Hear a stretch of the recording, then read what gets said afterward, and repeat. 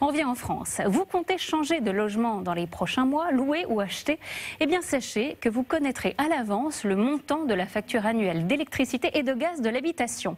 Le diagnostic de performance énergétique, qui est obligatoire, vous le savez, pour vendre ou louer un logement, va en effet évoluer. Alors, quelles sont ces nouveautés et quand seront-elles mises en œuvre? Ce soir, c'est Vicky Bogart qui répond à toutes nos questions. Et la première, Vicky, comment déjà le diagnostic de performance énergétique va-t-il évoluer?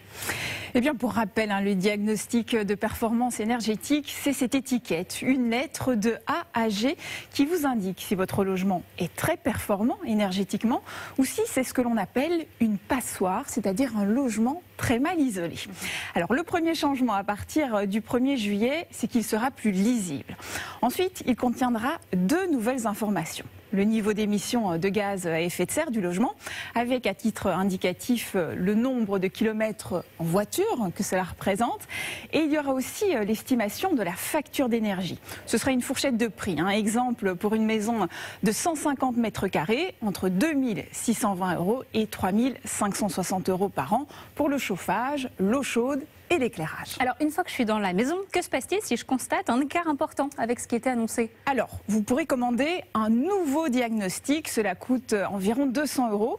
Et si les résultats ne sont pas les mêmes, exemple, c'est un logement E au lieu de C, eh bien, vous pourrez vous retourner contre l'ancien propriétaire si vous avez acheté ou le bailleur si vous louez, et vous pourrez réclamer une compensation.